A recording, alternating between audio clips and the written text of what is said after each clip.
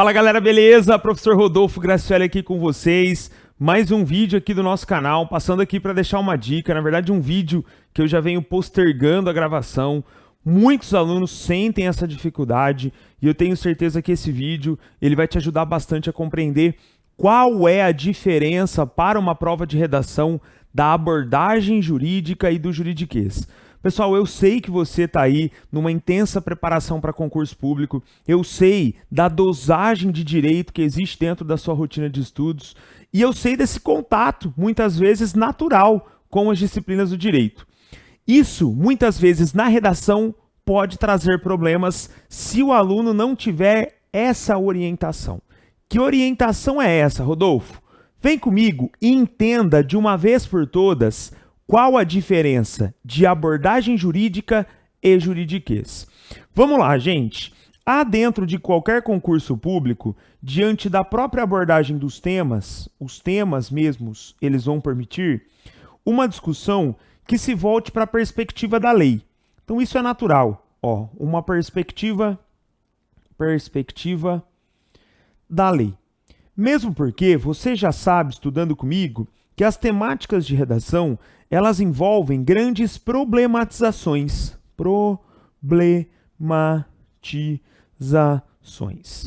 Certo, Rodolfo? Até aí não tenho novidade.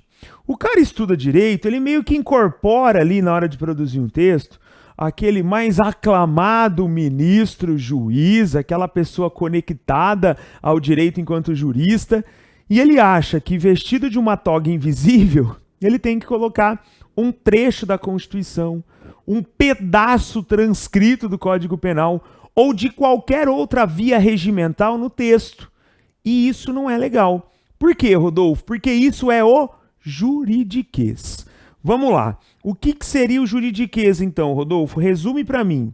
Cara, eu estou falando de terminologias específicas, terminologias geralmente aqui, ó, latim. Sabe a galera que gosta de rasgar o latim? Boa, um habeas corpus até vai, né? Mas aquele latim mais robusto, não cai bem. Trechos transcritos, o cara chega lá e reproduz um artigo inteiro num texto, e lembrando que aqui a gente está falando exclusivamente da produção de texto dissertativo. Uma prova de estudo de caso, uma prova que vai ter lá conhecimento específico é outra sacada, tá? Aqui, texto dissertativo. Boa, Rodolfo, o que mais que costuma acontecer aqui? Cara, o cara traz aqui para o seu texto o rigor da lei no sentido de comentar uma decisão jurisprudencial. Cara, isso é até bonito de falar, né? Jurisprudência. No sentido de comentar uma súmula. E isso não necessariamente será bem visto pelo seu examinador. Por quê, gente? Porque o seu examinador, ele vai ficar feliz de fato se ele encontrar no seu texto a abordagem jurídica. O que é a abordagem jurídica, Rodolfo? É uma referência realizada de modo geral. Olha o exemplo aqui, ó.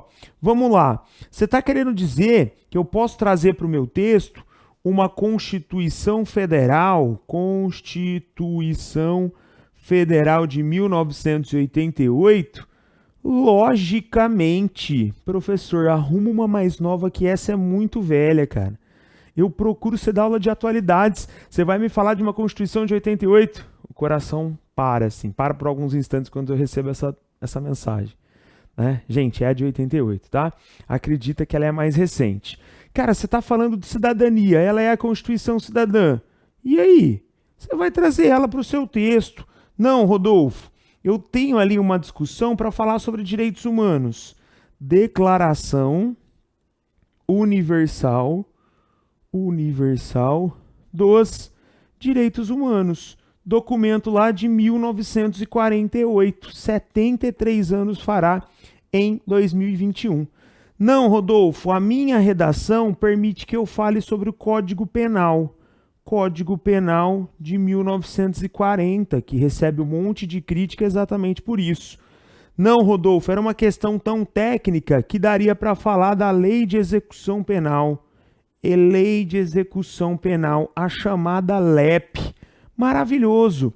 Rodolfo, o meu texto, na verdade, permitia que eu discutisse o Estatuto da Criança e do Adolescente, o ECA, e do Adolescente, que completou em 2020 30 anos. Tema maravilhoso.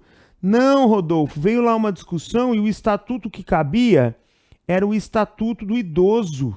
Estatuto do Idoso, existente desde 2003. Rodolfo, mas você está falando de questões legais? Daria para eu colocar aqui na minha redação uma lei de drogas? Lógico, lei de drogas. Óbvio, uma lei seca, óbvio. Lei de drogas que inclusive completa 15 anos em 2021. Essas datas simbólicas as bancas amam. Rodolfo, a minha prova é uma prova da PRF. Ó que bonito aqui, ó. Cara, você estuda para a prova a legislação de trânsito. O Código de Trânsito Brasileiro, o CTB, cara, isso daí tem que estar na ponta da sua língua, mas você não vai reproduzir na íntegra. É isso que eu quero que você entenda. Essa é a diferença de você aplicar o juridiquês e ser mal visto, ter um decréscimo de nota porque não é redação com conteúdo específico, e de você usar como suporte essa abordagem jurídica. Para falar sobre liberdade de expressão, recorrendo à Constituição. Para falar sobre legislação de trânsito, recorrendo ao Código de Trânsito Brasileiro. Mas fazendo isso sem aquela leitura reproduzida do texto original. Esse lance de transcrição não cai bem para o texto dissertativo argumentativo. E para o texto dissertativo expositivo também, tá? Só lembrando, gente, que quando nós pensamos ainda nessa ampla gama de temas, a gente tem que entender aqui, ó, que esse é um ótimo recurso de fundamentação. Recurso de fundamentação. Por quê? Porque você vai mostrar que tem repertório. Só que o cara que realmente tem o repertório, quando ele parte para essa abordagem jurídica, ele sabe encaixar isso no texto. Esse é o grande segredo. E ele vai encaixar sem transcrever o artigo 5º da Constituição. Ele pode até fazer referência ao artigo, mas ele não precisa da transcrição. Então, a partir de agora, você já sabe que o juridiquês não é bem-vindo, o juridiquês não cai bem, e que você dará vazão sempre para a sua abordagem jurídica. Vai para alguma área específica, se incline para esses documentos que de alguma forma se encaixariam nesse debate. A chance de o tema permitir essa utilização é muito grande. Espero que você tenha gostado da dica. Se gostou, deixe seu joinha, deixe seu comentário aqui, leve esse vídeo para mais gente, vamos aqui democratizar o conhecimento.